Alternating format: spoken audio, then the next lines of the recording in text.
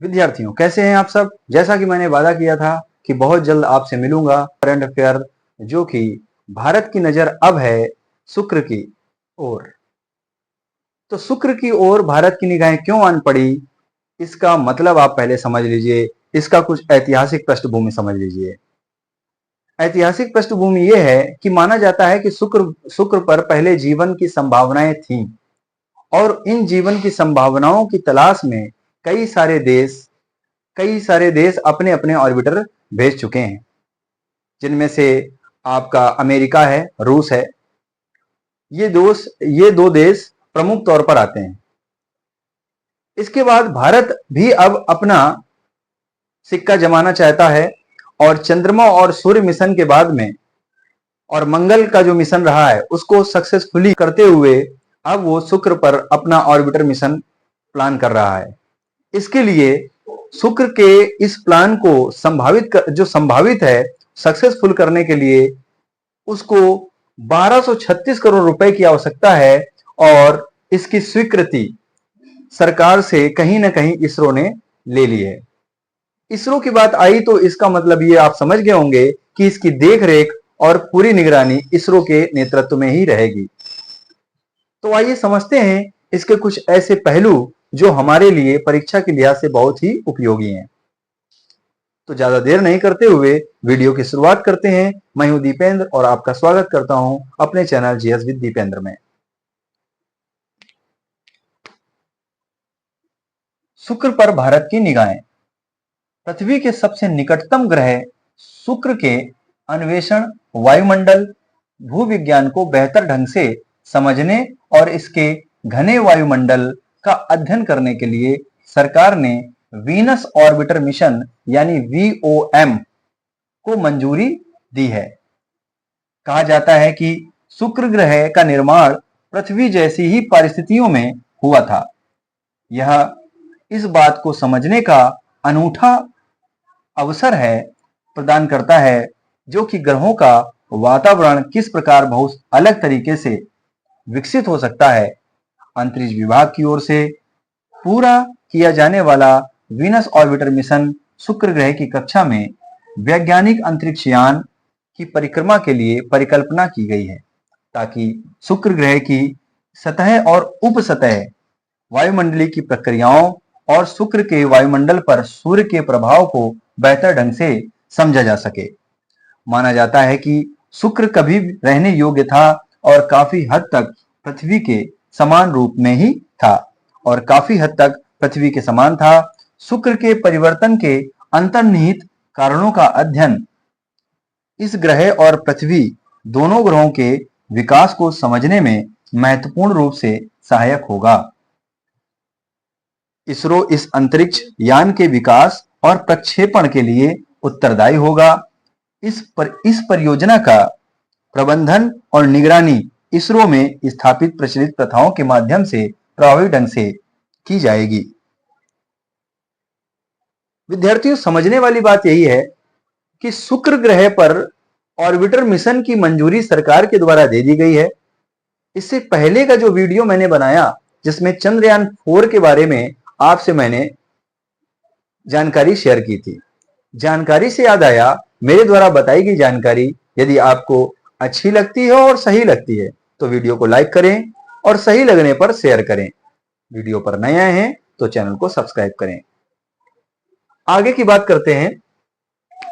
जैसा कि इस पूरे वाक्यांश के दौरान हमको ये समझ में आया कि पृथ्वी के सबसे निकटतम ग्रह अगर देखा जाए तो शुक्र ग्रह है, ठीक है। और शुक्र ग्रह पृथ्वी के जैसे ही दिखने वाला एक ग्रह माना जाता है क्योंकि इस पर जीवन की संभावनाएं कहीं ना कहीं पहले मानी जाती थी कि इस पर जीवन की संभावनाएं थी, लेकिन इस पर घना वातावरण, घना वायुमंडल कैसे आ गया, इस पर वैज्ञानिकों की कुछ ऐसी अनसुलझे प्रश्न हैं जो अब तक उनका उत्तर नहीं मिल पाया है। इसी प्रश्नों के उत्तर ढूंढने के लिए भारत ने अब शुक्र की ओर एक अपना कदम बढ़ाने का प्रयास किया है, जिसके लिए सरकार से 1236 करोड़ रुपए की स्वीकृति वीनस ऑर्बिटर मिशन के लिए मांगी गई है और सरकार ने इस पर अपनी मुहर जहां तक लगा दी है। खबर यह भी आ रही है कि गगनयान मिशन भी जल्द से जल्द पूरा कर लिया जाएगा। और ये जितने भी मिशन हैं, ये अगर हम इन मिशन की बात करें, शुक्र ग्रह की बात करें, तो ये मार्च 2028 तक इस मिशन को पूरा करने की संभावनाएं व्यक्त की जा रही हैं। क्योंकि परीक्षा के लिहाज से बहुत ही इंपॉर्टेंट होने वाला है आज का टॉपिक, इस वीडियो के अंत के दौरान प्रश्न की बमबारी जरूर होगी, इसलिए वीडियो को अंत तक देखें।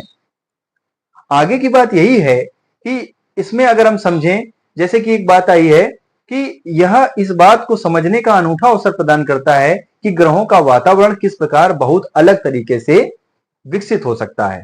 अंतरिक्ष विभाग की ओर से पूरा किया जाने वाला जो वीनस ऑर्बिटर मिशन है, उस पे शुक्र ग्रह की कक्षा में वैज्ञानिक अंतरिक्ष यान की परिक्रमा के लिए जो परिकल्पना की गई है, उससे कैसे निपटें और उसका क्या अपना एक प्रौद्योगिकी होगी, उस पर विचार हो रहा है।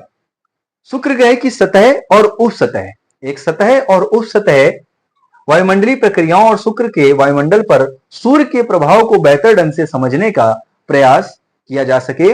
तो ये कुछ ऐसे प्लान हैं, कुछ ऐसे विचार हैं जो हमसे साझा किए गए हैं और मैं आपसे साझा कर रहा हूं। आगे की बात यह है कि पृथ्वी के जैसा, क्योंकि ये समान दिखने वाला ग्रह था, या सॉरी ग्रह है, इसको जुड़वा ग्रह भी कहते हैं। शुक्र के परिवर्तन के अंतर्निहित कारणों का अध्ययन भी इस मिशन से किया जा सकता है और जो वैज्ञानिकों के अपने प्रश्न हैं, उनके उत्तर कहीं ना कहीं मिलते दिखाई देंगे, ऐसा वैज्ञानिकों का मानना है। इसरो इस अंतरिक्ष यान के विकास और प्रक्षेपण के लिए और उसकी निगरानी के लिए अपना नेतृत्व जारी रखेगा और पूरी तरीके से प्रभावी रहेगा। जैसा कि मैंने बताया कि इस मिशन को मार्च 2028 तक कंप्लीट करने की संभावनाएं व्यक्त की जा रही हैं। जैसा कि मैंने आपसे बताया कि वीडियो के दौरान मैं आपसे प्रश्नों की बमबारी करूंगा, तो अब आइए प्रश्न पूछते हैं। तो आप लोग तैयार हैं? ओके। प्रश्न नंबर